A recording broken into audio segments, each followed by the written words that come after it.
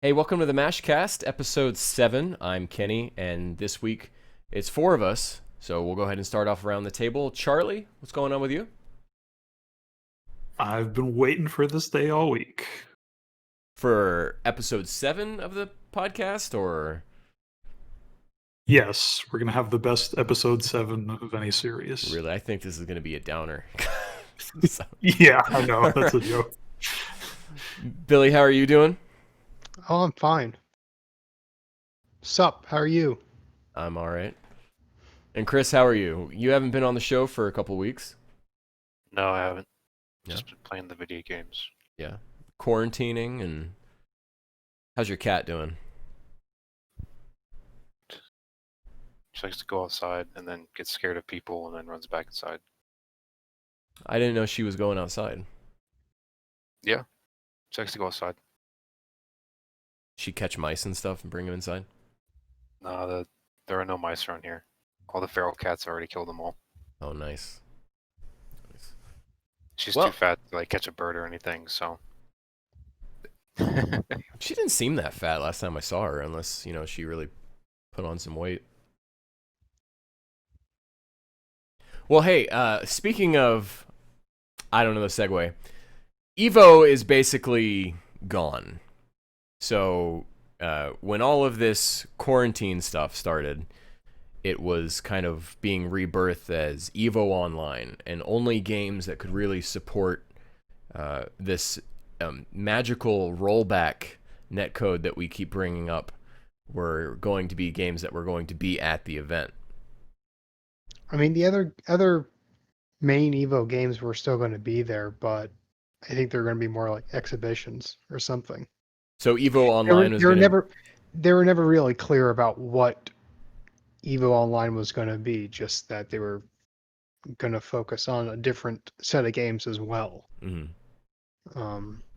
But considering everyone pulled out of Evo Online before it was canceled, it implies that Street Fighter and Tekken and Dragon Ball were going to be there still in some capacity. Yeah, did Bandai Namco have anything that was one of the like 5 or 6 games presented at the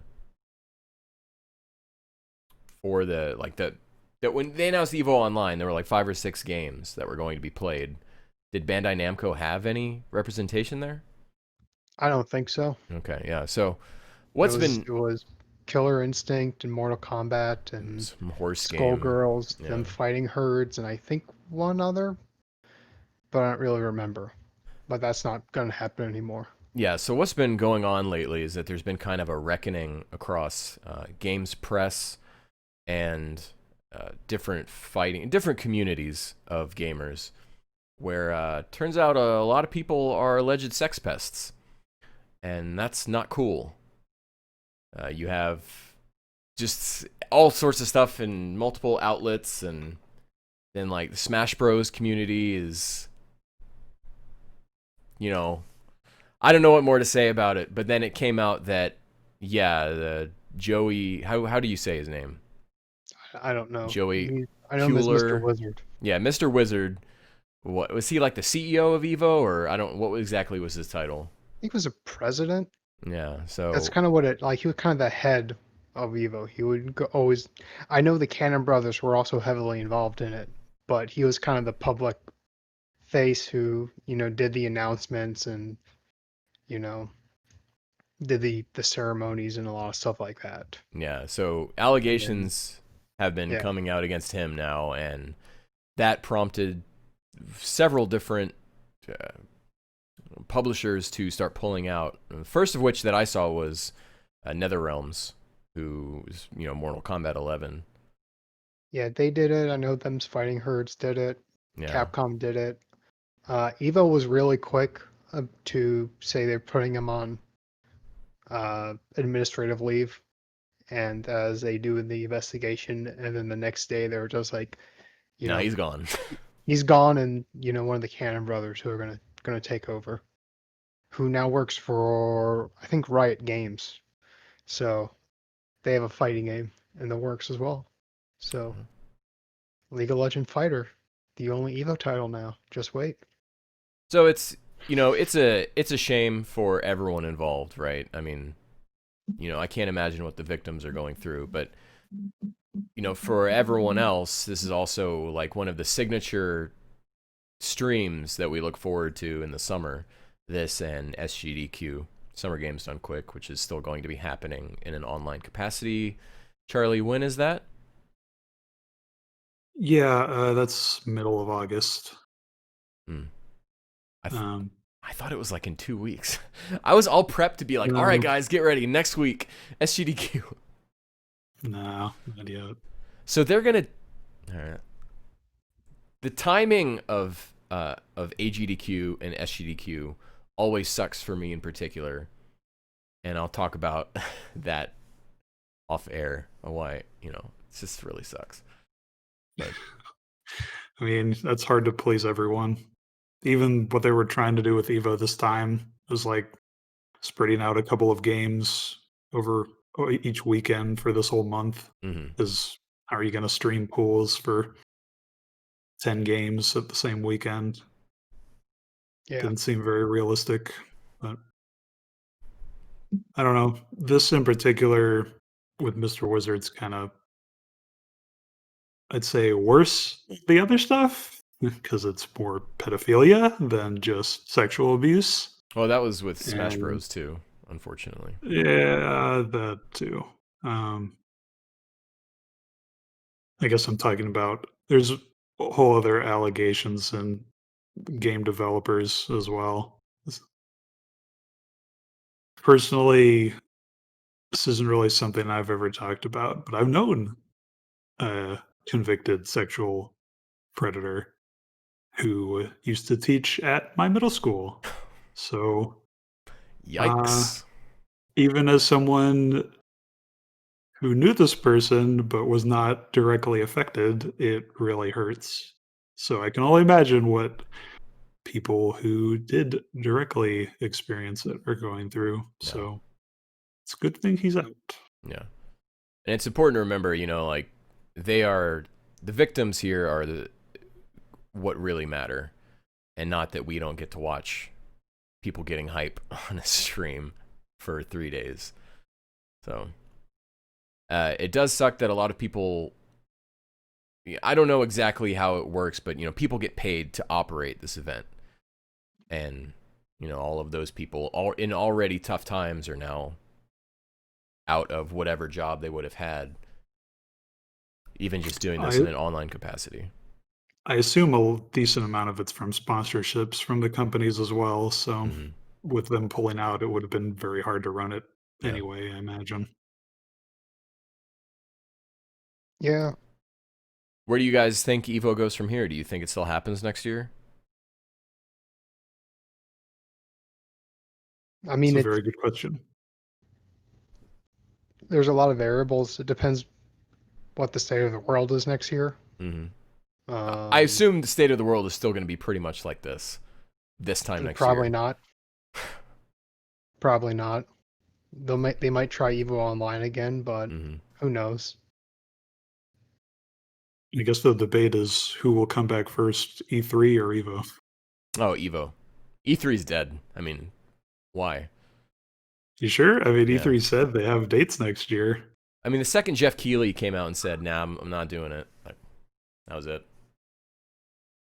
I mean, there are other, majors. EVO is kind of the big one, but that wasn't the only major fighting game tournament. There's that's true. CEO and Combo Breaker, and those are the two majors I can say off the top of my head, but there's a lot of other ones. Then there's, smaller, more regional ones, too. So do you think more companies are going to do like their own Capcom Cup style tournament and not rely on third parties as much? Maybe. I mean, I don't know about Capcom Cup, but I know like the Tekken World Tour, they partnered with the various majors and smaller tournaments to kind of like have as many people as possible enter and try to qualify to go to the world finals wherever it is. I think that's probably the better idea. It's probably definitely cheaper than hosting your own tournament. But hosting tournaments is very expensive and doesn't make you a lot of money. So who knows if big tournaments will even be a thing after this? Who knows? Like it's all complete speculation. And it's kind of fun to talk about it, but at the end of the day, we have no idea what's going to go on because we are not intimately involved with the running the financial, even the financial aspect, even though or any aspect of it. Well, to continue this real downer of a discussion, there are also allegations of sexual abuse and misconduct by various employees at Ubisoft. Or Ubisoft, sorry, yeah, because it's ubiquitous software, so it is Ubisoft, not Ubisoft. Really? Yeah. So the more you know. Yeah. Charlie, when you were dropping links in this document that we have, I read all of them except for this one because it just was like word salad, mumbo jumbo, and just talking about restructuring at the company. Was there anything in there of particular interest? I mean, not too much, to be honest, other than it sounds like they're doing more than just saying, hey, we're going to try. Mm-hmm. So it was quite a few people at Ubisoft that came out in terms of being placed on administrative leave for cases to be reviewed. Mm-hmm. A few executives and the director of the soon-to-be-released Assassin's Creed for this year. So not just a single person, but the idea of that corporate letter to was supposed to be an internal letter, but for whatever reason he linked it on Twitter.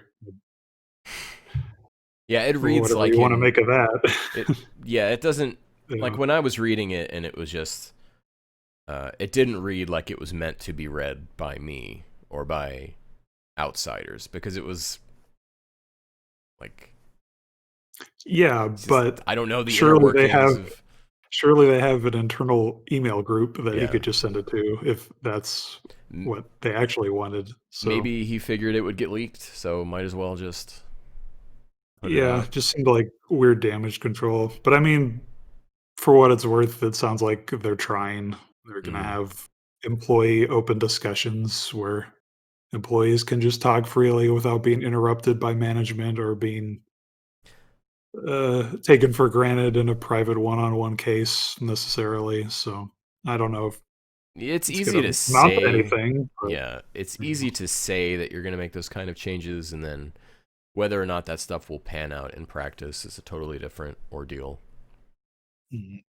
Obviously, with both this and Evo, it's like people have talked about rumors of this kind of stuff going on for years. So surely someone must have known and just not really taken it at value. Hmm. So here's hoping it does something. Yeah. All right, we got one more downer story, and then we'll get to talking about how games are getting more expensive again. So back in 2018, there was some like really poor camera phone leaked footage of a Harry Potter game, and now kind of we're in this Summer Games Fest type period when okay, so Harry Potter, its author J.K. Rowling is a nut job, and she's been mouthing off on Twitter. And this has the people who are developing this Harry Potter game coming out being like, yeah, it's real. And they're worried about her affecting interest and sales of this game. Yeah, I don't know how much that's going to actually matter to people. There's plenty of people that just don't pay attention to social media at all. Yeah, and Uh, I don't know if I'm into playing a Harry Potter game. Like, I really love the 7 books, and the 8 movies, and I even liked Cursed Child, but like Fantastic Beasts, I got halfway through the second one, and I'm like, I don't care what happens to any of these characters. And so I just stopped watching it, and I don't think I'll finish it. But Well, there's also the matter. there's a chance that a Harry Potter game could be very good. It's a setting that's ripe for a decent video game. I mean, yeah, I'd love to play the Quidditch one that came out on PS2. Yeah, I still have that. It's kind of laughably easy, to be honest, but it's all right. Well, I mean, yeah, you just catch the snitch. The game was Mhm. always seemed a little broken in the books. Yeah. It was I like, mean- play the game or just have a dude catch this golden ball with wings. And then you essentially win, unless the other team was doing so well otherwise. And Right. then why would you catch the ball at that point? Because the game doesn't end until you catch the ball. So just stay on it until you get enough points to win. Yeah, Quidditch always seemed Unless like the game does, unless the book doesn't want you to do that. No, the entire purpose of Quidditch is so that it doesn't matter what anything happens. There can always be an exciting scene where the hero wins the day. And it also kind of promotes child-on-child violence. It's not a great look. Well, I to mean, begin with. okay, so but what is high school football then? Yeah, but at least with football, you're not beating each other with sticks. High school I mean, they hockey. got- At 50 feet up in the air. But it's Maybe- okay because we got magical healing Yeah. In a teachers. magical world, you have magical healing powers, so if you break something, it's not a big deal. Okay. Yeah. So if you guys were still in school and they had a sport that you were actually interested in, and it didn't matter how much you got hurt as long as you could get healed afterwards, you'd still do it. I mean, yes, I would yeah. love to just hit people with sticks professionally. I'm honestly surprised like the Harry Potter world isn't like way more violent than it is already because because healing is so easy. I mean, it is Yeah. kind of violent in the Fantastic Beasts movies. Yeah. In the second you one, they still straight feel up- all the pain. It's They can probably magic away the memories. Well, yeah, they can. yeah, they See? can. It doesn't matter. None of it's real. Like, This- I mean, none of it's real in real life, but none of it's real even in the books, even in the in universe. They straight up, There should be like a magical like gladiatory arena where just people go at each other with like nail bats and axes, and they just get healed up afterwards. It's all fine. in Yeah. Fantastic Beasts 2, they straight up murder a baby. Well, I mean, that's how the Just- book tried to I start. mean, people do that. But, like, Though Harry Potter is about a failed baby murder. Yeah, well, this is an actual baby murder. That Grindelwald and his crew walk into a room, and they've already killed the parents, and then there's a baby, and they're just like, all right, what's the killing spell? Avada Kedavra. Yeah, they just I mean, straight up green magic the baby, and Like seriously, they Avada Kedavra a baby. I mean, like all you need is like a pillow. You It's just a turn little the overkill. baby up, turn the baby like upside down or something. And all right, this turned just way walk, into just walk away. I mean, the parents are no one's going to be there. The baby will die of exposure or dehydration. I mean, Come like, on, like there wasn't like a Babies table are leg easy. nearby or something. babies are just use a knife. Just pull out a. Oh, you block. guys know I don't edit these episodes, so I'm not cutting any of this out. Oh, I know. That's the point. It seemed that this game might not happen at all because AT&T is looking to sell Warner Brothers Interactive, and one of the That was- things, Before right, the right, JKR dog. I know, but Stuff. in the article that Charlie shared with me, it was talking at the end that in cases like this where there are these really expensive projects that have gone on for a long time that are still unfinished, it might just get dropped altogether in a sale. So this game might never see the light of day. So Yeah. well, enough about all that I mean, BS.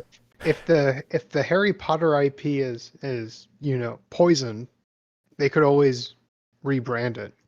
I imagine that shouldn't be too hard. Well, I mean, it's really saying something like Hogwarts. normally you Gryffindor, Viacom, they got the house names. They can change it up.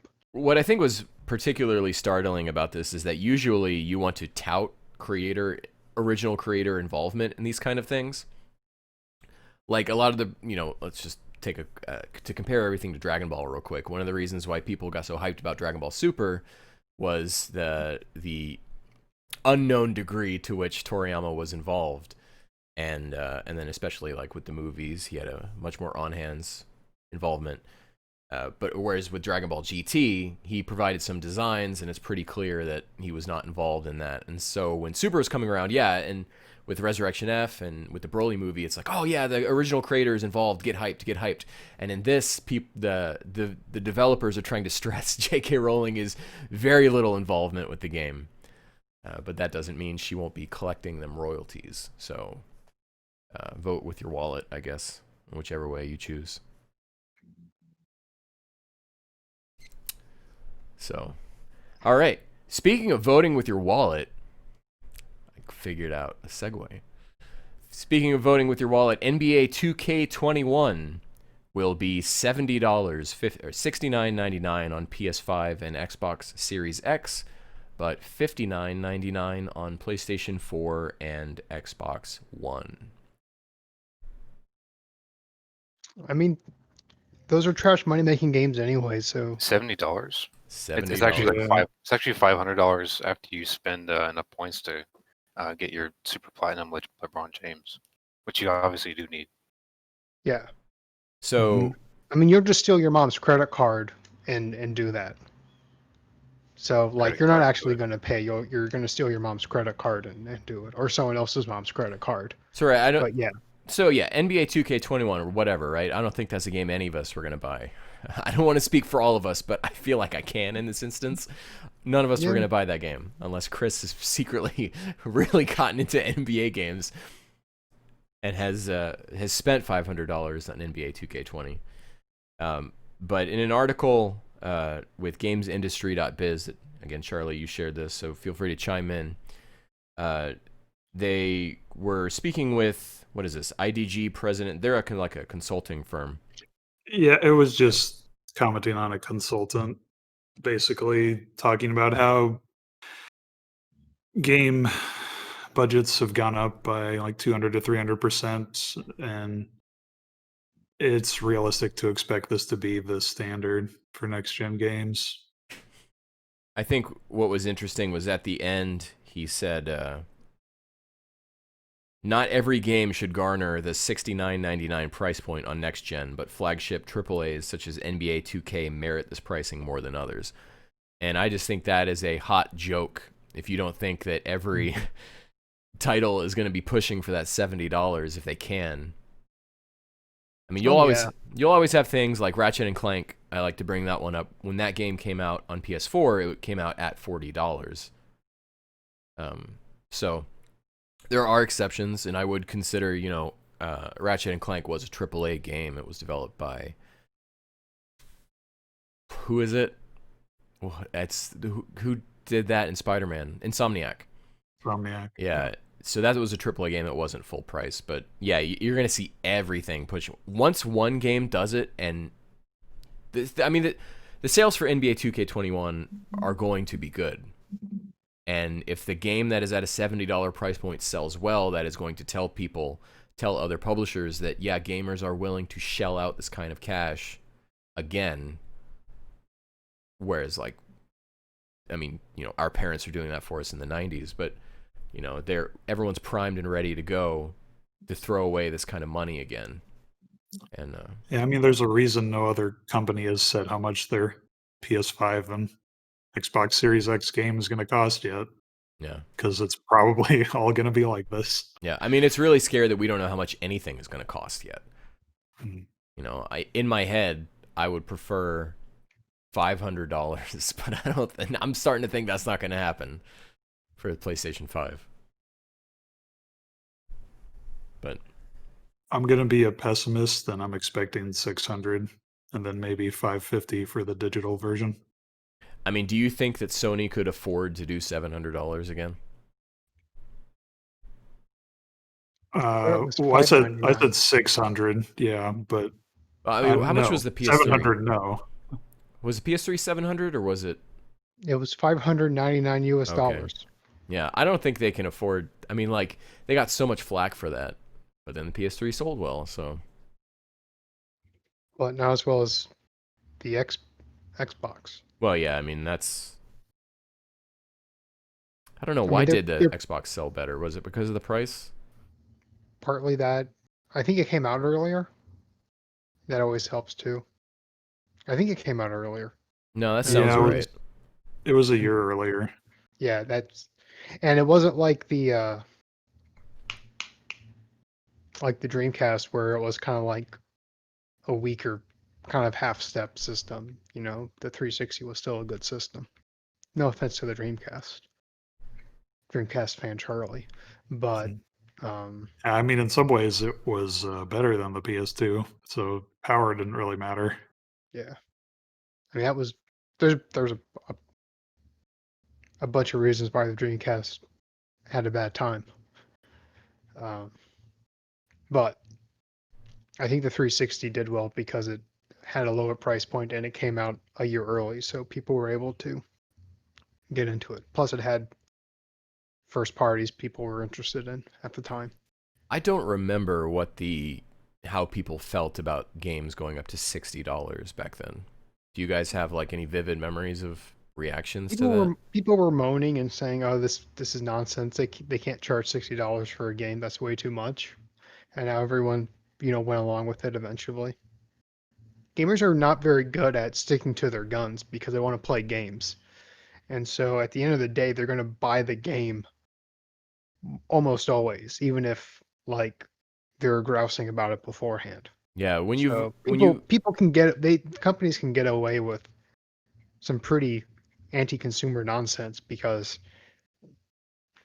gamers are suckers. yeah, I mean, voting with your wallet is kind of an illusion. But if it makes you feel better.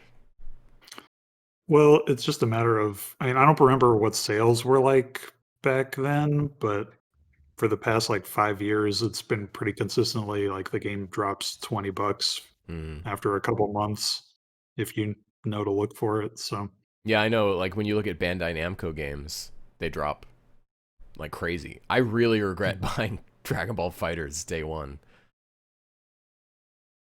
Well, I yeah, mean I mean, like, that's another problem. Is buying games at release unless you're gonna, play them on a stream or gonna play them competitively. Wait 3-6 months and buy the, collectors or the collected edition, game of the year, and then you get all the DLC for the same price or lower. Yeah, I mean, you look at what Kingdom Hearts, you can buy every single Kingdom Hearts game in one collection for like $30. Like I don't think that includes No, Kingdom Hearts no, 3. no. It's like it's the all-in-one package, and it's everything. And That was maybe it's 40, but I think like that was 100.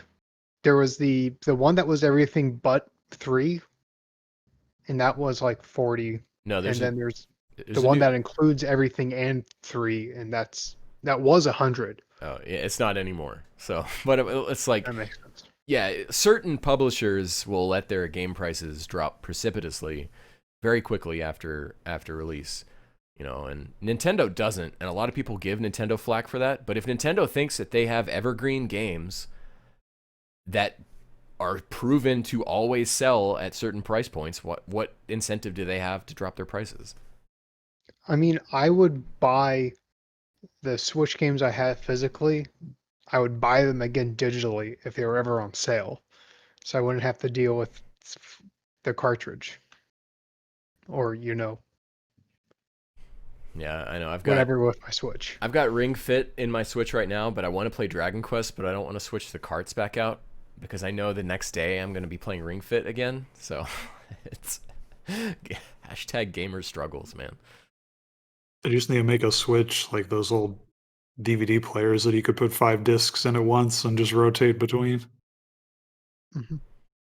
So I mean, if you bring your Switch over, Kenny, I can do some things to it, and you can No. play the games digitally. No, I'm not. You just won't be able You're to not play them online. touching any of my stuff. So it's going to be interesting to see how well games do. I mean, AAA games will do well at $70 price point. I mean, that's just people will buy it, you know. I don't know if some smaller developers can or publishers can handle that. Like, I don't know if Saints Row 5 were to come out at $70. I don't know how well that would do. I mean, That's depends a when it AA comes out. title.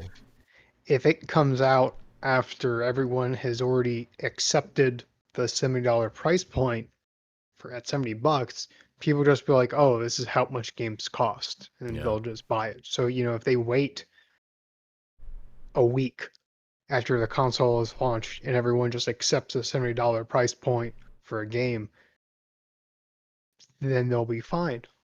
It'll also be interesting to see what happens with the PS4 and Xbox One versions being cheaper, because those will run on the newer hardware. And so I think this is going to be an interesting situation, is that, I think the answer is probably that the newer versions will sell better, but I feel like it would be such a cool scenario if the cheaper versions outsold the newer ones, because people are just like, games look good enough. Like, I guess it depends if the new version is going to have It'll have more sweat additional drops. features. Will it have additional features? Will there be a whole campaign, where you can stitch your own jerseys together, where that's not going to be featured in the PS4 version, that you have to shell out the extra $10 dues for the PS5 version? Yeah, and what's going to happen, like, how many people are going to go the route of NBA 2K21 and how many are going to go the route of Cyberpunk? Where you just... I don't know if those... Oh, you just mean for having a free version? I was going Yeah, to say, I don't price think model. people buying NBA 2K are the same people buying... No, they're not. They're not at all. But I just wonder, it's like... I don't know if to say we're in uncharted territory necessarily correct, but I guess maybe we are. To be at a point where we have such diminishing returns as we have now in terms of like graphical fidelity and how games run, versus both systems purporting to have full backwards compatibility with the console generation before it. So, I mean, it really depends if they're going to lock features out. yeah. Well, or just, I would I don't imagine think that they maybe that's are. not the right word, but The article that I posted was saying NBA 2K, there's like $100 version where you can have both the PS4 and PS5 discs, or maybe not discs, but a That seems digital so access or something to both of them. that's so scummy. So I don't think they do something like that if their features were different. But I don't really know the specifics. I mean, it doesn't make much sense to sell that version at all unless there's going to be significant difference between the two versions. And what do they do about the PC version? Because these games are on PC, right? I'm not so sure about that. It depends what And PC Game gamers are cons- cheaper than everyone else when it comes to... it depends what game console company gives them the sweetest deal. Yeah. Yeah, it will be on PC. Yeah, It'll be but on Steam. I mean, I'm thinking of that Shadow of Mordor game where it was on previous gen and then the current gen, and that wasn't backwards compatible, but the previous gen version was like basically a totally different game. Yeah, because it didn't have the, what was that system called? The Nemesis system? Yeah.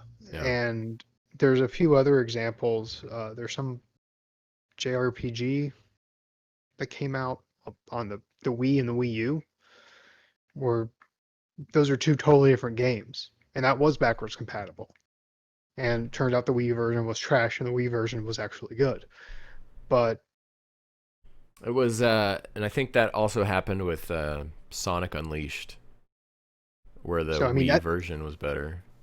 That would be the only reason why you would want to, why you could, I guess, justify. I mean, if the games are going to be completely identical, people would probably buy the cheaper version. If they, know enough that this game is completely identical, but it's $10 less, and I can play it on my Xbox X, they'll probably buy the cheaper version. Chris, how do you feel as a pretty much strictly PC gamer watching all this chicanery unfold in the console space? Oh, I mean, there's always new consoles. Yes. Well, but this kind of like the $60 price point didn't immediately, but it eventually affected PC games. I mean, not the ones I play. Yeah, you play indie games. Those are You never got that us. much. I mean, like the games I play tend to be way less than $60. Yeah. So you guys enjoy your expensive hobby. Yeah, I know. It's crazy to think like we all want cheaper games, but being a gamer on any console is inherently an incredibly expensive pastime hobby. There's you have way fewer options for like indie games and just like small developer games. That's not necessarily true. They just don't get hyped up. They get Like- drowned out by everything else. Like just like ROMs hacking, like just taking a game and just adding new content to it. I mean, that's true. Yeah, but there is the barrier of having to get your games like licensed, Like and, mods, whatnot. things like that. Oh, consoles have mod support for certain games now. Okay, I so don't- it is getting better. Yeah. I don't think they're at the level where you can Yeah, it's not PC level. completely make a new version No. of FTL Yeah. and release that as a free mod. But I feel like this is going to be something we're going to be talking about many times leading up to and after the console's release. Because we talked about it last week, and we're talking about it again. Just game prices, and it's interesting. There's a new angle on it than there was before. So let's get to The Last of Us 2. So on the last time, we talked about Charlie's impressions. And Charlie, you have now beaten the game. I have. All right. I think let's lead with that. Now, Chris, you don't care about spoilers, right? Nope. Okay. All right. I know so, what happens. spoiler warning. Spoiler warning. If somehow you've made it this far and you don't know what happens in this game, X out. Audience retention on these episodes is hella low, so you're probably not even watching now anyways, so we're probably safe. But let's get into it. Charlie, what are your thoughts? This is a game I'll probably be thinking about for a while. Overall, I think my opinion's not really that different from last week. I like it, but it's not as amazing as some critics are saying. It's also not as garbage as some of the reviews that I unfortunately bothered to look at after I beat it. So, were these reviews, were there gameplay verified reviews? Or were they just bigots spouting n- off? I don't know. I didn't really look at Metacritic, if that's what you're asking. Okay. It's not worth the look. I don't know. I like games like this because even if it's not everyone's taste, it took risks that didn't necessarily work out, but it creates discussion, which most games honestly can't say they do, for better or worse. So I don't know. I listened to a lot of YouTube casts after the fact of people's commentary. Did you watch the kind of funny spoiler cast with Neil Druckmann, Yeah, with Ashley, and Ashley Troy? Johnson. Yeah. Yeah. A lot of the stuff he was saying was kind of I don't know. It seemed like he was trying to dismiss his own work, like saying, "Oh, I don't have a message. He's It's just what incredibly you see." Yeah, he's Which incredibly defensive. I I understand what he's going for in a lot of it, and honestly, like I said, I still like it for the most part. But yeah, that spoiler cast in particular was kind of like him just deflecting onto people's own interpretations. Well, that's what you got out of it, or whatever. which is fine if that's what you want to make of it, but it's also kind of dismissive. Ultimately, I really ended up. So last week, I was barely into Abby's campaign, and I Mhm. had thought I was near the end, but man, that there was like another 12 hours of gameplay Yeah, that I you were did not basically realize was going to happen. yeah, you were like 2/3 of the way through. Big chunk Yeah. left. And it was interesting because that beginning section of Abby's is really like the worst part of the game, I think. It's I just agree. that I think that's still my main complaint is the pacing. Like, even as someone who really enjoys the exploration aspect of it, like I would take a whole game of just slowly walking around a barren, destroyed landscape, picking up a bunch of scrap, and having pointless conversations with other characters. It's Um, Fallout. yeah, well, better writing than Fallout, I guess, or better. Less bugs than Fallout. Yeah, less buggy, better designed and intent, I guess. But I don't know, the beginning of Abby's campaign was just really slow, trying to get you back into, oh, hey, this is a full campaign again. When I already went through 20 hours, I don't need to relearn how to do combat. And Mhm. like, I know they wanted to make it slower to get more of a narrative background going, but especially that first day in Seattle with her leading up to when she goes to the aquarium to see Owen for the first time, it's like that could have been done a lot faster, I think. Um, I just really a hated lot, Owen. He was I hated his face. I mean, I Him and think he's Mel. decent. They're decently written, but I don't really like them. Yeah, Yeah. I think the none game of none of the people in Abby's group are necessarily likable, yeah. I other like than Lev Lev and and Yara. Abby. Eventually, Yeah. yeah. Yeah, they really did a poor job of trying to make you feel guilty for all the people you were killing, but then not really making them all that interesting. Almost kind of making you be like something was up with Owen's face and I hated it.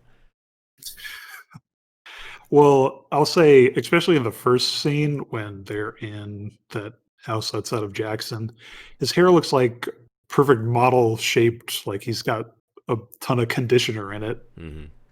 which I get maybe they have that in their Seattle stadium, but Yeah. not when they've been traveling for a month over to Wyoming. Uh, I don't know. I appreciated a lot of the set piece work in Abby's campaign. Like that's where a lot of the interesting gameplay ended up being was going through that skyscraper, especially as someone who does have a fear of heights. I really like how they do the camera field of view and depth of field Mm-hmm. changes when Abby gets close to an edge and she starts breathing a lot heavier. Um, I like the verticality of that whole skyscraper area because that's not really done a whole lot. Games in general don't really spend too much time on vertical level design, so I always like when they do that. I think they But did a that, go ahead. I think they did a great job of making you like Abby. And in my opinion, I think I walked away from what I watched of Last of Us 2 liking Abby more than Ellie. I kind of started to hate Ellie. Oh, I mean,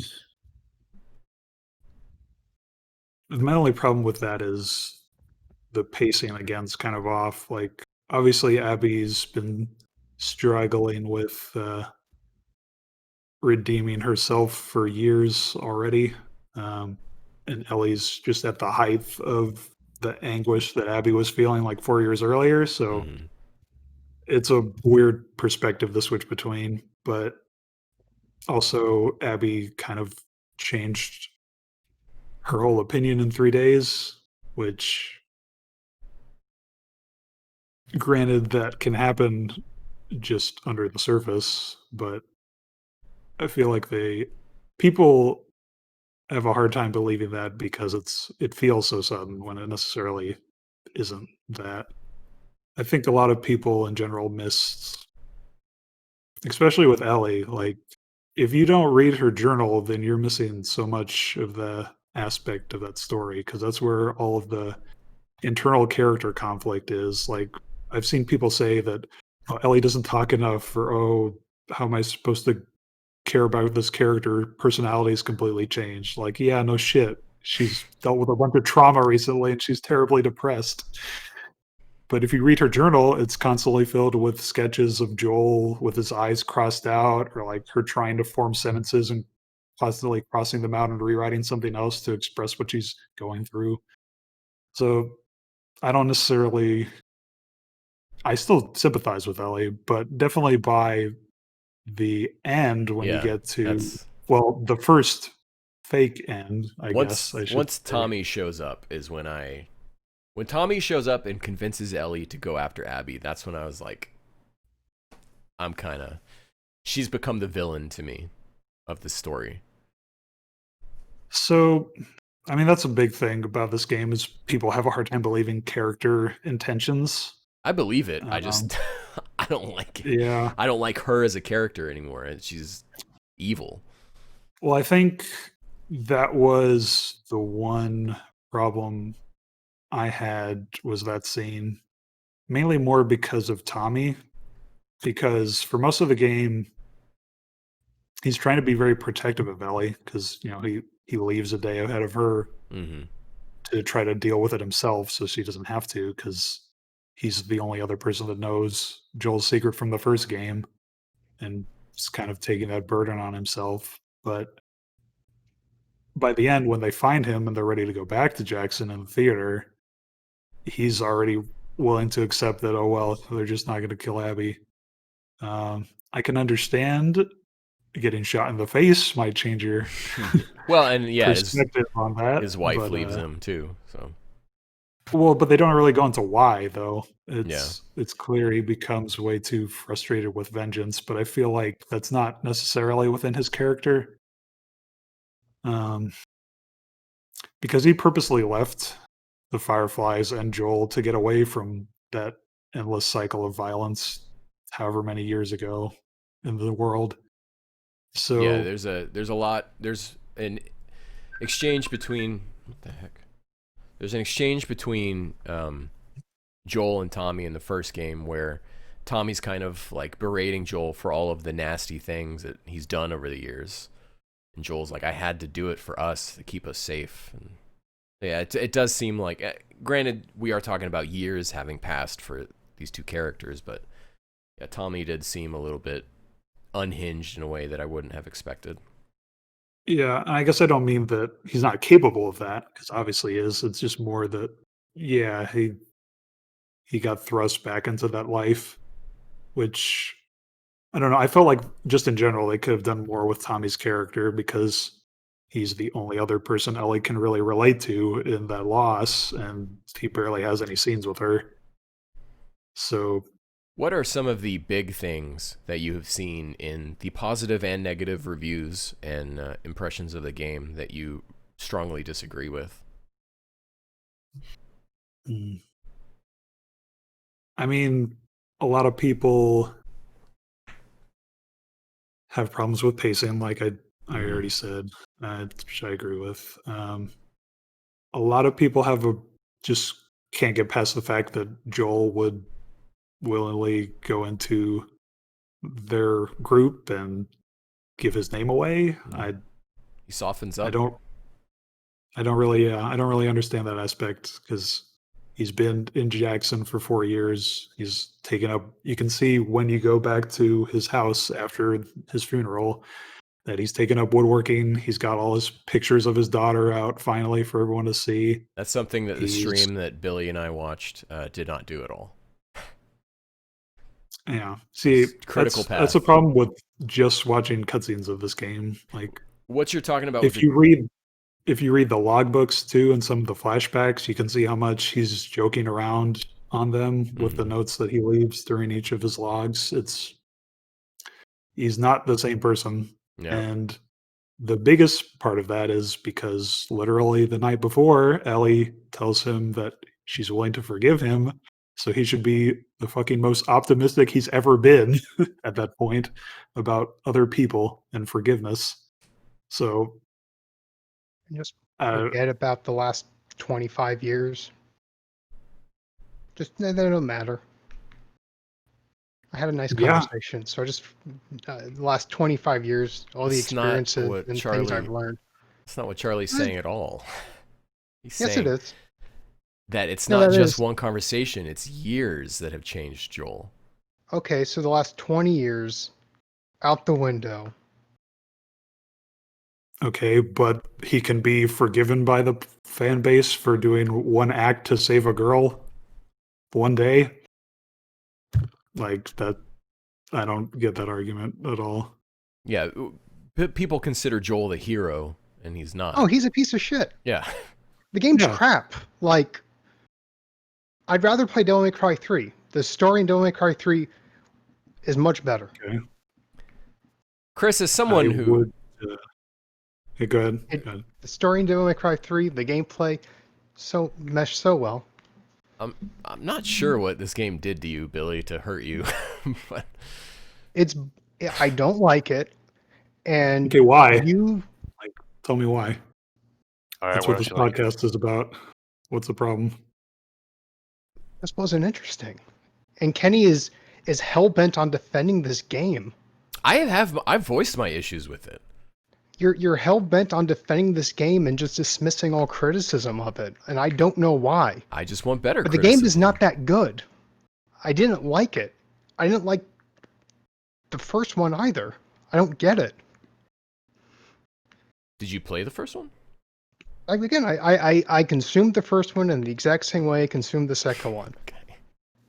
And it's Okay. just like, So, the gameplay did not look fun when I was watching it be played. I So, would agree like, I that have- the first game's gameplay is just okay. I would say they did a lot of improvements in this one to make it good. Not great. It's definitely not a Metal Gear Solid level of stealth, but it's much more enjoyable, I would say, on the first one. They're talking, the game was leading up to the game's release. Oh, this game's not supposed to be fun. But they try to make it fun. The game and the story and the gameplay are at odds with what they're trying to do. Not Again, necessarily. It's a perspective of character agency. So, Chris, as someone who I know you haven't played this game, and I don't know what you've seen of it, but so I'm assuming, Chris, that you're an outsider. Is that a correct assessment? Yeah, I would agree with you. So, what are you kind of seeing about this game from where you stand? I've seen some critical analysis of it that do kind of respect the fact that it takes risks, like Charlie said. A lot of games do try to just play it safe. This game is not afraid to make you feel angry, and a lot of that anger is directed at the game or the developers. I think they kind of wanted you to feel angry kind of at the situation itself, because I think a lot of gamers aren't really used to games that are designed to make them get mad. A game is usually there to kind of make you feel kind of worried or maybe a little frustrated or kind of more happy. But it's not that often that the game's story is designed to not make you feel happy, but to make you see hey, these characters, they kind of suck. They've kind of done some dumb things. I don't like this ending. The ending for Joel really sucked. He just got killed by some nobody out of nowhere, and then you have to play as that character. That really pissed a lot of people off. But I think that was kind of the point. It was designed to make you angry, and I think people kind of translated that into negative reviews. I definitely agree. And for what it's I don't- worth, Billy, I know that is not the argument you are making exactly. I know that. I don't think Neil Druckmann was trying to make you feel sympathetic towards Abby or Ellie or something. I think he was trying to get you to feel kind of invested in them and kind of angry, maybe even get angry at them. They aren't supposed to be perfect characters. They aren't supposed to be good people. I don't think he's trying to make some kind of political statement, but he's trying to get you to feel an emotion that games wouldn't normally make you feel. Yeah, and it's not really even innovative because there's been other games that have done play as your enemy style gameplay before, or have a tragedy as the main focus. So it's really just what I focus more on is the character interactions that do happen, the gameplay improvements they made, and just in general the technical aspect of it. Like I said, there's plenty of problems I have with this game. I don't particularly care for a lot of the characters in Abby's group. Their spacing problems. There's and if you want to boil it down to like plot contrivances, there's a ton of them with just the convenience of characters showing up out of nowhere, like Jesse just running into Ellie in Seattle. That kind of stuff, maybe I'm just used to because it's in video games a lot. I don't really take too much weight on it because that's not really the main point of the story, and it's believable enough that it could happen. If you're questioning like believability of a story in a post-apocalyptic video game with or mushroom people. with yeah, it's already, I don't know, you're already kind of past the point of reason. Well, but every story should work within the logic of its own universe. Yes, I agree. So I I didn't necessarily see anything that would show otherwise, though. yeah, I just so obviously you can see how just between the four of us this discussion is getting pretty heated, and it has been on the internet as well. And with Vice, they put out a review of the game, which was not super favorable, not just gushing over it, and they were contacted by Sony PR about their review. And what's interesting is that everyone is acting like this is not a normal practice. This is what PR companies do. I know someone who runs an outlet, and they have had this happen to them before, of a publisher contacting them over a not glowing review. This stuff just, it happens.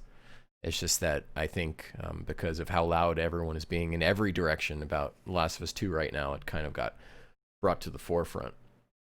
Well, it shouldn't happen.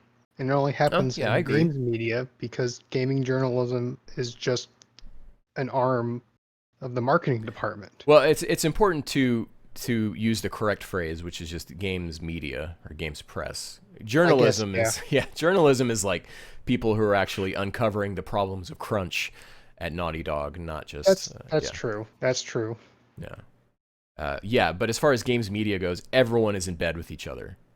Games media and games industry, these people hang out all the time together, and then are reviewing games and making games for their friends, and it's I mean, there's nothing wrong inherently with that, but it's rampant. Well, the problem is if you don't give me a good review, you're not going to get another review copy, and then you won't get those clicks and those eyeballs in the first 2 days or the day leading up. Or it's, hey, you want a review copy, you have to agree to these terms. You can't discuss these aspects of the game that some people may find disagreeable or that you might suck. Just don't mention it. The fact that they really covered up, like the fact that you couldn't play as Joel and that he was going to die, is a little disingenuous. Actually, I'm not gonna. I'm gonna say a little bit. I'm saying very disingenuous. So, Chris, how do you feel about the marketing that led up to Metal Gear Solid 2 then? Oh, I mean, I don't know anything about it. I mean, it was Raiden wasn't in anything. Bosses were kind of presented to. Everything was made to lead you to believe that you're going to be playing a Snake for the bulk of that game. if not all of it, right? At that point, you had no reason to believe you'd be playing as anyone else. I do agree, though, that it's disingenuous. Well, the But big difference is Metal Gear Solid 2 is a good game.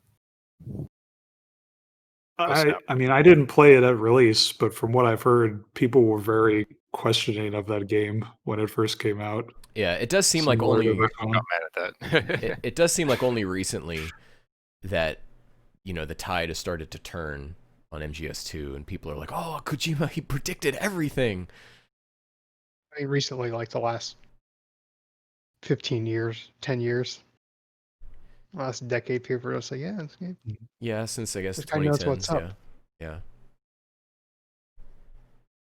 I don't know. Again, I didn't play Last of Us 2. I just watched it, but nothing about it seemed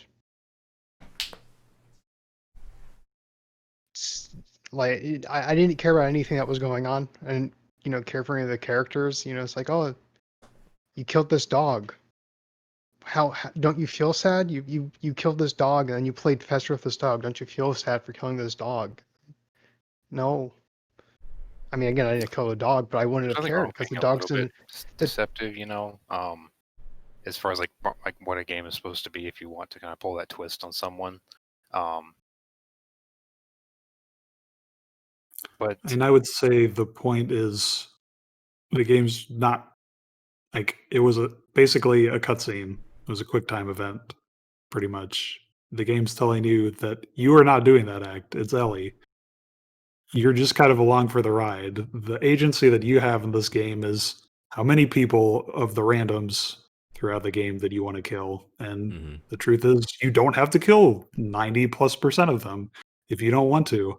If you want to keep that congruence, they could have done a lot more in service of that choice, but I think they're just trying to promote the average gamer feeling angry with Ellie and enjoying that anger because that's what a lot of games in the past have done is relish in its combat. It's Like, I mean, it's so from the same developer, right? Just look at the Uncharted games. Nathan Drake is a serial killer, Yeah. and and we celebrate that. So I don't know. It's like I people, feel like, people, huh? people criticize the game for that, and then the developer just laughs it off and goes, "Ha, you people criticizing Yeah, but I our feel like story." the gamers criticize it and go, "Man, but it's fun." And so it's like I mean, understand.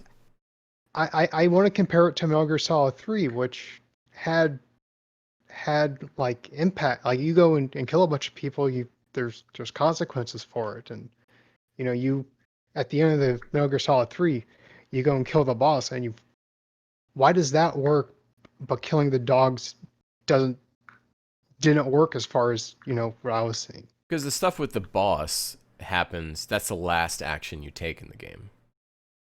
But like, why people get annoyed when the game's like kill this dog to progress, and it's like I don't want to kill a dog. You got to kill the dog to progress, and so you shoot the dog, and it's like you kill the dog. Aren't you such a bad person for killing this dog? Don't you feel bad for it?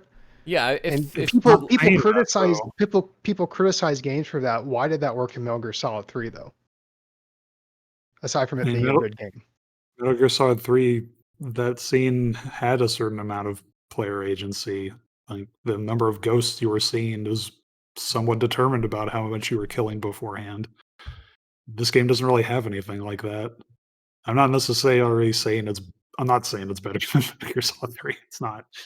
But like, But I mean, this isn't really about Last of Us anymore. But like, why does the player having to kill the boss work, whereas a game saying kill this dog and then forcing you to kill the dog and then scolding you for it, why does that not work? Oh, Billy, I'll tell you why. Because it's the stuff with the dog. You kill the dog, right? And then it's only after the fact is it being like, oh, here's this dog had people who loved him or I guess loved her and loved these people. And whereas Metal Gear Solid 3, you spend the whole bulk of your game chasing after this woman, discovering why she's doing what she's doing, why you're doing what you're doing, and why what has to be done will be done. And so it's about all of the emotions and logic that lead up to that point. Whereas Last of Us, it happens and then the stuff follows after it. Okay. So by the end of Metal Gear Solid 3, you know, hopefully agree with the boss, and know what has to be done. And so you do it. I mean, I guess you could apply it to. Well, I don't know if you've played Spec Ops, so I don't want to necessarily talk about that. I know the gist of the twist. I don't know exactly. Yeah. But and again, it doesn't. I mean, you see people criticize games for trying to make you feel bad for your actions. Is it just because in Metal Gear Solid 3 you develop those you develop the feelings naturally as the game progressed, and then you have to do it and you don't get scolded, you get rewarded for your actions, and you have to internalize that feeling, whereas most games they beat you over the head, feel bad because you did bad thing. Is it just Metal Gear Solid 3 a better game? I wouldn't say Should that I just play Metal Gear Solid 3? Yes, but I wouldn't say that Metal Gear Solid 3 is necessarily a subtle game by any means. Oh, no, of course not. Kojima's not game writing is pretty crap all around. It's more subtle than it's more subtle than Last of Us 2. Yeah, Last of probably. Us 2. Violence is bad. Vengeance bad. See, I don't even really know if that's the real message of Last of Us 2. I think that's the message they would like to believe that they made. But Abby gets her revenge and gets away with it. Ellie chooses to forgive and not get her revenge. And, Abby gets away. And she doesn't get away with it. She loses everything. All of the people Abby cared about died because she killed Joel, which set Ellie off. So I wouldn't say, Abby's alive and she's with Lev, but I wouldn't say barely. I wouldn't say she got away with anything.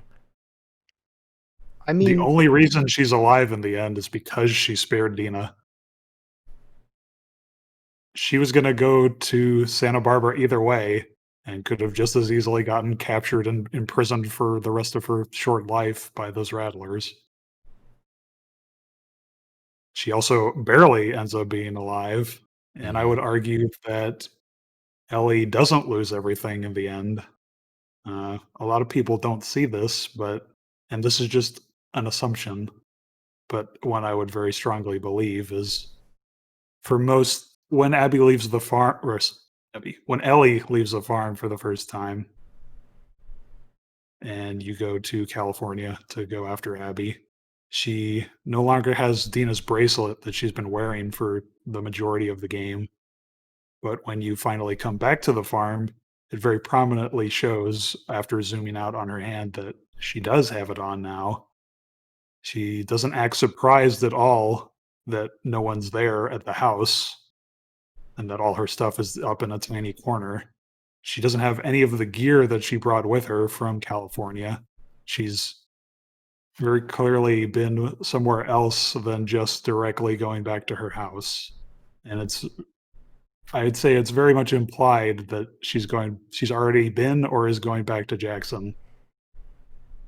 If you read the notes specifically, Dina's parents are very welcoming of Abby. That is bad. I should not be conflating those two. Of Ellie and Dina going back to Jackson and raising JJ. So I would definitely not agree with the assessment that she loses everything. I mean, I can only go off of what the game showed, like in the critical story. I'm saying what the game showed. That is what the game showed. Yeah, Billy, we didn't watch the game as it was. No, we watched the critical path of the game. Yeah, critical path where nothing that was in the game was explored that was optional. I'm not saying they did a good job of it, but it's very similar to reading skim notes. You're not really getting the full backstory and finer details of all the characters in the world. Yeah, I guess. I mean, I'm not saying what they did was good. Yeah. because by that final boss fight, actually really both boss fights between Ellie and Abby, I was so exhausted at that point. I was so ready for it to be over, and then it was like another 3 hours. But there was purpose behind it. I Was enjoyed certain gameplay elements of it, like breaking the chains off those zombies. Yeah. But I don't did know if Allie I'd get say it was great. did Abby or whatever get tricked by the the Rattlers, or did she actually talk to Firefly Enclave, or do they not say that anywhere? It's very much implied by the main menu screen after you beat the game that because you see the boat on what appears to be Catalina Island, which is where she was radioing the supposed Firefly group. So the assumption is that she and Lev went there, and that's what they might do for the next game because they've already said they're going to make a third one at some point. Yeah, that would have been a really quick turnaround for those Rattlers who do ambush her to have been on the other end of that radio call. I mean, they could I- have a radio and just be listening, and oh, we caught one. Isn't that rad? And then I mean, turning on the put up an power ambush. probably did alert them to her, I would imagine. But like, I didn't know if the voice was the same because I can't figure that stuff out. It doesn't matter that much. I'm no good at it. Yeah, I mean, it's not directly stated, but Okay. I'm pretty sure that It wasn't that the game's not as necessarily. It doesn't end as on a dreary note as people would like to believe. okay. But Oh, both characters lose a ton of shit for sure. Now- I just literally didn't know if the game wanted to pull that or not. One thing that I do want to talk about is, and then this is the last of my Last of Us points I want to get to. But Charlie, how do you feel about the way that I think, anyways, that this game kind of sets up for a sequel in the way that the first one didn't really? Yeah, I mean, that happens with a lot of franchises, I think, as the second one sets up for a much more obvious follow up than the first did, just because you don't really know how well the first game in a new series is going to do. So you have to just create a better natural ending. But the way the first game ended, it was ambiguous enough that they could have done any number of stories. This one, it seems a little harder. Like Abby's already been through her redemption arc, and I don't know what they'd want to do from there, really. But I also had no idea what this game was going to be. Yeah. Until a month ago. So well, this time it'll I'm be not. three. I'm not a writer. I timelines. have no way to. Yeah. I don't want to pretend to have any idea what's going through Naughty Dog's heads. I mean, I'll I've say still that. been replaying the first one. I'm towards the end now. I'm in winter, and I just escaped Nolan North's house. So, and I've just been like playing it on Sundays. But I like that first game is a lot of fun. I really enjoy it. Is it though? I think it is. Yeah, I do think it's See, legitimately fun. I would argue the story beats are more enjoyable, just because it's more relatable to have that father-daughter dynamic, and there's a lot more comical scenes, I would say, other than the museum in this game. But it is hard. I'd say on the gameplay side, I enjoyed this one game more. Just being able to break glass creates so much more of a dynamic. Being able to swim underwater and around people, like that Abby section where she's fighting the her former WLF members in that depot area, was just really well designed. I like the prone obviously isn't as well done as the Metal Gear Solid series, but it's a big improvement. I've seen a lot of really interesting GIFs of people doing like jumping knife kills and jumping backwards and sliding on your back and throwing a Molotov and then getting up and doing some quick dives and slamming somebody against a wall. Yeah, the gameplay is really versatile in 2. Yeah. I've been playing the first one a little bit using these PlayStation headphones, and it has the virtual surround sound when I'm playing it. And spoiler alert for people who have never shot a gun before, but guns are loud. And when I'm wearing these, it does sound like a gun firing right next to my head. So I can't actually play with these because it's just too loud.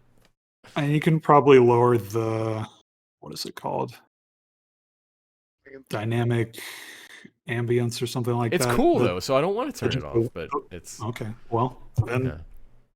get some earplugs. I don't know. I guess. Yeah, earplugs while I'm wearing my headphones. Yeah. So it's, at the end of the day, all of this negative press, did end up just being just people were talking about it, and so any press is good press, right? Because the game became PlayStation 4's fastest selling game. 4 million copies sold through in 3 days, beating Spider-Man's 3.3 million. Some asterisks to that. They kind of I remember seeing that, and then there's just like, except for these other games that sold better or sold more. But I don't remember what it was. Well, then they may have been like a first party. Yeah, there's. Anyways, game Does sold that- hella well. Does that even include digital sales? I didn't look at that article. Well, the PlayStation blog one was pretty brief, so I don't know about the. I mean, it was expected to sell well either way. Just Yeah. So, it brings back to what we were saying about NBA 2K21. People are gonna buy it. So that's the end of our. Unless, they start regulating loot boxes, and then they'll have to do something to NBA and all of their microtransactions and loot boxes and stuff like that. This is a news story. I didn't put in the link because I don't care. You hear Didn't the UK the House House of Lords? I think in or September, something? the House of Commons released a statement saying we should probably regulate loot boxes like gambling because it's gambling.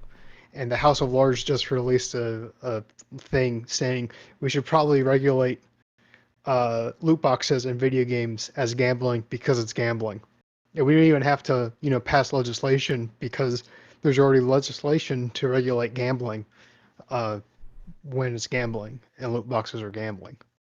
It'll who be knows? it'll be interesting to see what comes of that. If that will Probably affect. they'll probably regulate it like it's gambling. Well, but I mean, like, will that affect how the game will be marketed in its marketplace here?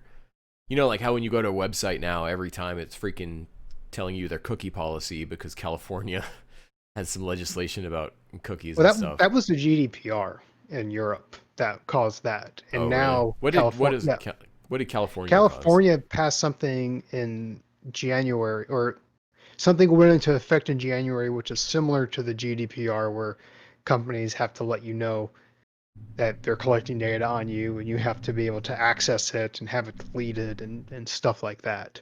I don't remember what it is. I want to say it's. I know it's not the CCP, but that's the only thing I can think of. That's a different beast altogether, but it's like the California Consumer Protection Act or something like that. But that's a different matter. Like, this is gambling regulations, where you can't market gambling to kids.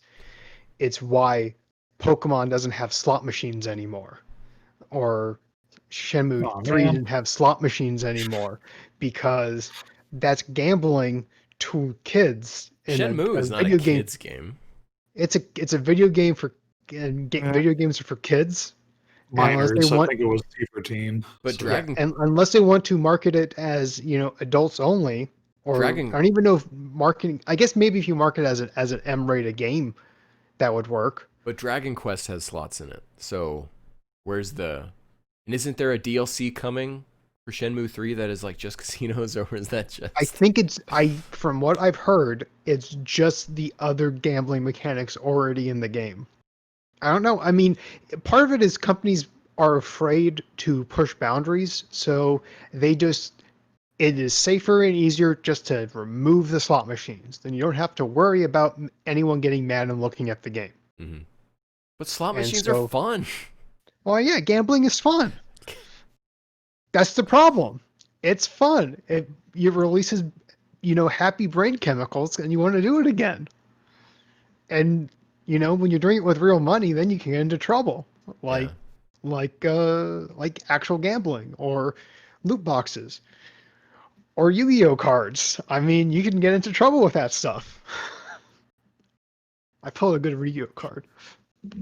Well, speaking of, I guess things you've been playing, what have you guys been playing this past week? Chris, let's start with you because you haven't been on for a while. What have you been playing? So they released more content for GTFO, so I'm playing that. Oh yeah. What is the new content? Just new levels, new worlds. New levels. Yeah. I kind of explained before, like they don't have like a persistent levels. Every few months they delete all the levels they have and they replace them with new ones. Mm-hmm. It turns out they did listen to the community on this one because the set of levels is a lot easier than the previous one. A lot easier. Yeah, by easier I mean it's still difficult, but it's not, bust your balls difficult like the last one was. I think they wanted to have more of the content be accessible to everyone. I think that it turns out that extremely minuscule number of people like even finished the last level of the second set of levels. Probably not even 1% of people will actually beat the final level, which is it's a little concerning when you have limited time content and the vast majority of your player base has no chance of even seeing it. Mm-hmm. I did finish it, by the way, because I'm good. Is that all that you've been playing is GTFO? Pretty much, yeah, for the past week or so. Cool.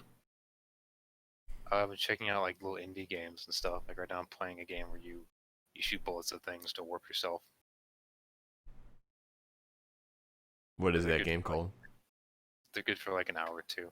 Here, I'll post it in Well, what's it called so that we can say? Oh, it's called Warp Swap. Warp Swap. Maybe it might be fun for you for a few hours. Cool. It's free. Charlie, what have you been playing? Besides besides Last of Us 2, yeah. When did you finish Last of Us 2?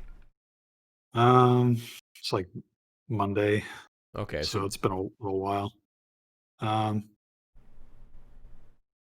still doing your ring fit?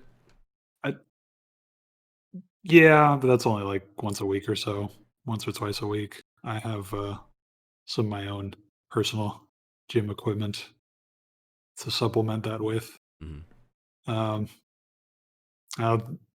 I actually wanted to replay some of the combat encounters in The Last of Us because they let you do not just by chapter, but you can replay each combat scenario. Oh, that's or each awesome. major combat scenario if you want. Yeah, it really makes it easy with chapter select too. It'll tell you exactly what of each collectible type you have left. Not that it's really something I feel like doing. You're not gonna But platinum? I got like 80% of the items, and I feel like I got what I needed to out of it. I just wanted to go back and do some like the high contrast mode type stuff and the other accessibility features to see what it was like. That seems like a game that I will platinum because it seems like it's nothing really stands in your way to platinum that game. So I feel like Yeah, other than time.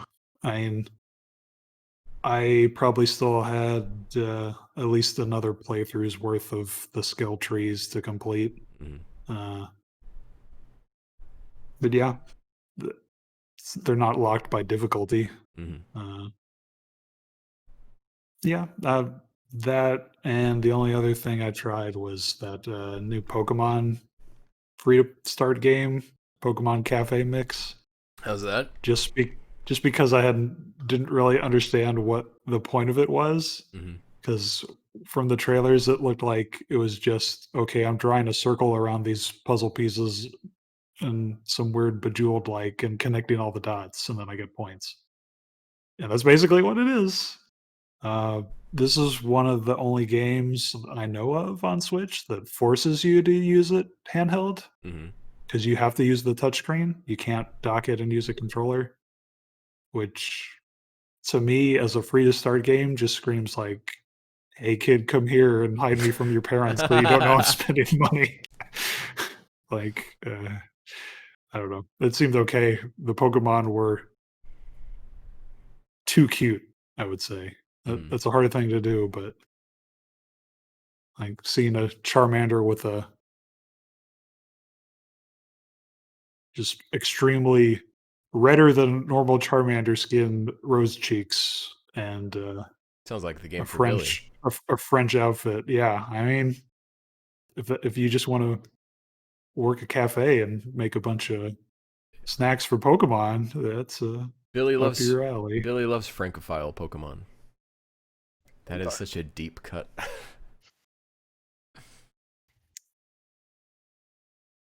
Do you feel like you're gonna put any money into it, Charlie? I don't even think I'm gonna touch that again. I just wanted to see what it was, and I saw. Billy, what have you been playing? I played Min Min in the Super Smash Brothers. Okay, yeah. So you bought the DLC. So how is that? She has stretchy arms. Uh, I wish I remembered more of the DK rap. I would just say the lanky portion of the DK rap. She can inflate when she needs to, stretch herself like a balloon. I don't know. I mean,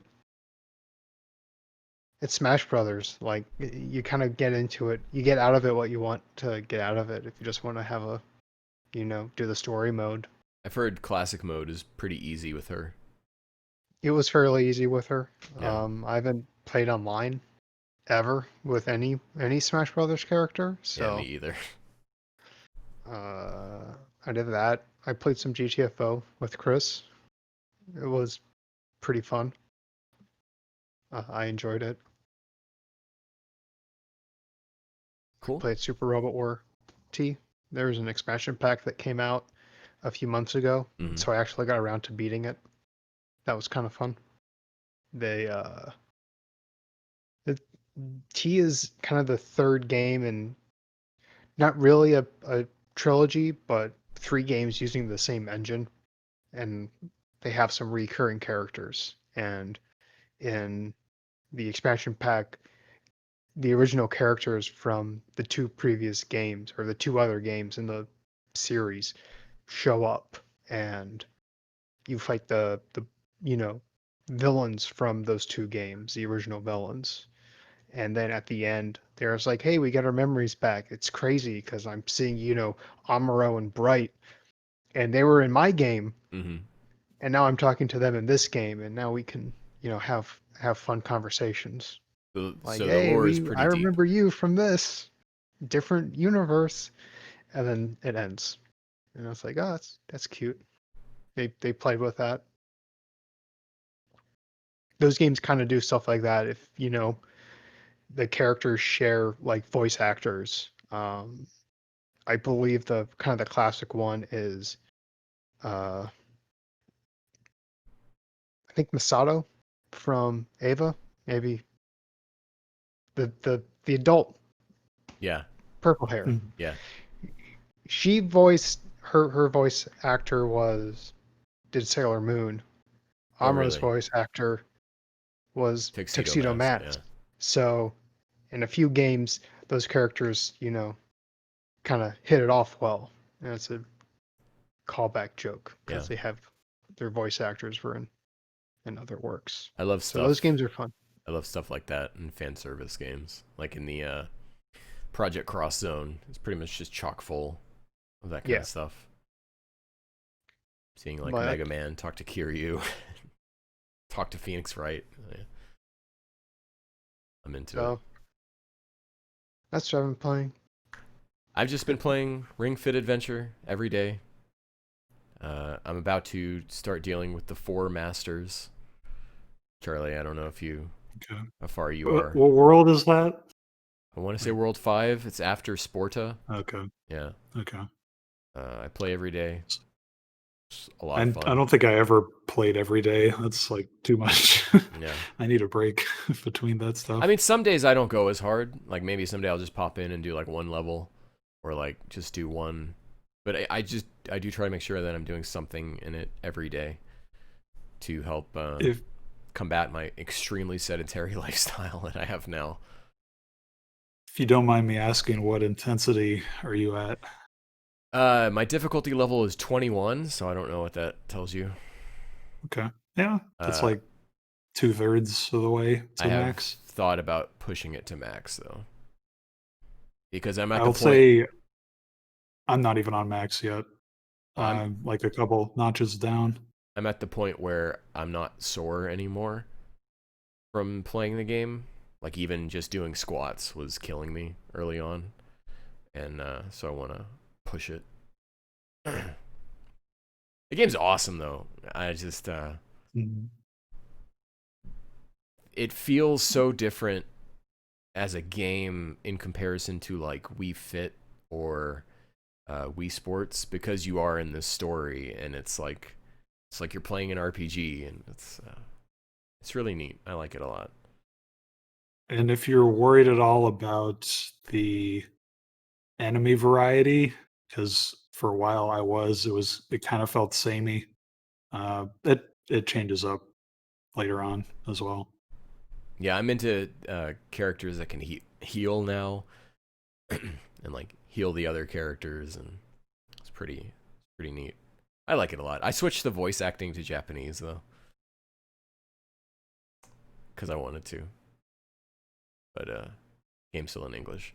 But when you switch it to Japanese, so Charlie, you know how you do your stretches and stuff? The lady who talks to Mhm. you, and who kind of sounds to me like Rosario Dawson, but in Japanese, she sounds like the lady at Kuda on the screen who would tell you when your food is coming down the conveyor belt. Oh wow. I miss Kuda. I miss it so much. That and Genroku are like the 2 places I miss. Miss it. Is it still open? Genroku, I don't know if Genroku's still open, but I mean, Kuda is still in business. I don't think they are open yet. So maybe someday we shall return to the sushi conveyor belt capital of North Texas. That's lots. I've been watching some movies though. I watched the 6th Star Trek movie, The Undiscovered Country. I don't know if you guys have seen it. It's been a while. Yeah, I liked it. It is famous for having Worf, the actor who plays Worf in Next Generation, in it. Even though it's an original series movie, he plays Worf's ancestor, who's like a defense attorney for Kirk and Bones. And then I bought the Kelvin trilogy because I wanted to keep this train going. And man, that first Star Trek is a lot better than I remember. The first one with Chris Pine. You mean the J.J. Abrams? The J.J. Abrams, trilogy? yeah. Well, it's called the No. Kelvin timeline. No. That's Okay. that's Sure. if Yeah. you want to get into the lore, Charlie. Not really. No, but see, I do, man. I'm so like into Star Trek nowadays. It's crazy. I like it, and I think Into Darkness is a lot better than I remember it being as well. It's much more Space Seed than it is Wrath of Khan. Even though the ending is kind of like playing with your expectations from Wrath of Khan, but I like that. Played too much, but yeah. A little bit, yeah. I when I watched it the first, this is spoilers for a movie from like 2011 or something. When I first watched it, I felt like new Spock talking to old Spock was like felt cheating a little bit. But then watching it now, they even kind of admit that it is cheating a little bit, and I think eventually could have gotten to the. I feel like that movie could have gotten to where it was at the end, even without Spock telling them how they beat Khan in the original timeline. But there is a part where they're like asking Benedict Cumberbatch what his name is, and he goes, Khan. And then it just kind of like lingers on his face. And if you've never seen Wrath of Khan, like that line means nothing to you. So I feel like that maybe I would have directed that particular delivery a little bit different, but and then I'm probably gonna watch Beyond tonight, which I liked. Just an episode. I've never seen that one, but I've heard it's good. Yeah, it's because at the end of Into Darkness, they start the 5-year mission that they were on in the original series, and then so Star Trek Beyond is like just one of those 5-year mission episodes. It's just pretty cool. And then of course I'm still reading Boruto. Chris, have you read? Did you ever finish Naruto, Chris? No, of course not. What does that? What does that mean? It's much like Bleach. It just gets worse and worse over time. I DBZ, but like a bad version of DBZ. I understand the sentiment of Bleach turning into a bad version of DBZ, in that battles are won by just punching harder. I wouldn't necessarily say that that's what Naruto ended as. But Boruto like legitimizes some of the stuff that I didn't like about how Naruto ended by like instead of like so Chris, Naruto at the end throws in some like just left field twists and that feel out of place, but then these left field twists are a major plot driver in Boruto, which doesn't feel like a sequel, and it just feels like a natural continuation of the series. As I've said here before, like it feels like when you went from the 23rd Tenkaichi Budokai to Raditz arriving, it just feels like the universe is just continuing on. And so the way that Boruto is dealing with a lot of these aspects, I feel makes the ending of Naruto better. I'm just really enjoying Boruto in a way that I had totally dismissed this series because of just what I had heard about it online. But no, I'm really enjoying it. I'm a Boruto stan now. So that's my thoughts on that. Billy, I feel like you're digesting and about to vomit up my praise for this series. My neighbors are really noisy. Oh, okay. I thought you were contemplating all the ways.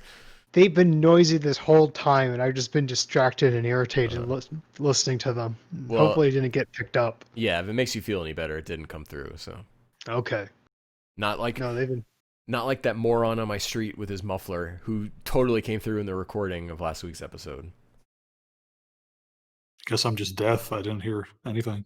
It might be how I have my what's it called, noise gate set up differently in Discord versus OBS.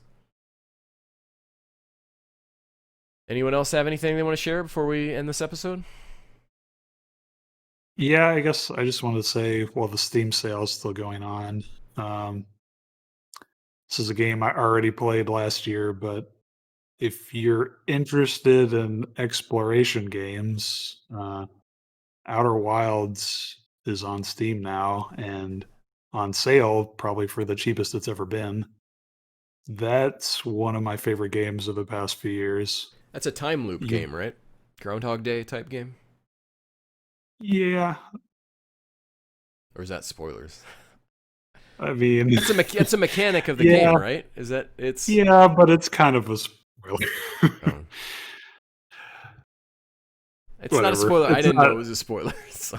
Yeah, I mean, when people were first reviewing that, it was like they were trying to be too secretive about it because I feel like they just didn't know how to describe it. But yeah, it's a exploration game with a time loop where you're gaining more knowledge, can't talk with each loop. Yeah. Yeah. How much is it on Steam right now? Right now it's like $17, I think. I feel like the second I buy it, it's gonna go free on PS Plus though. So I'm That's real possible. hesitant. Yeah, I wouldn't put that out of the question. But yeah, I But, have heard yeah, nothing I but good stuff about it. Yeah. highly recommend it. Yeah. Well, all right. So that just about ends this episode of the Mashcast. I had a good time. I hope you guys did too, and I hope if anyone made it this far in the episode, well, I assume you did, or else you would have clicked out already. So, all right. Thanks for watching, and we'll see you next week. Why?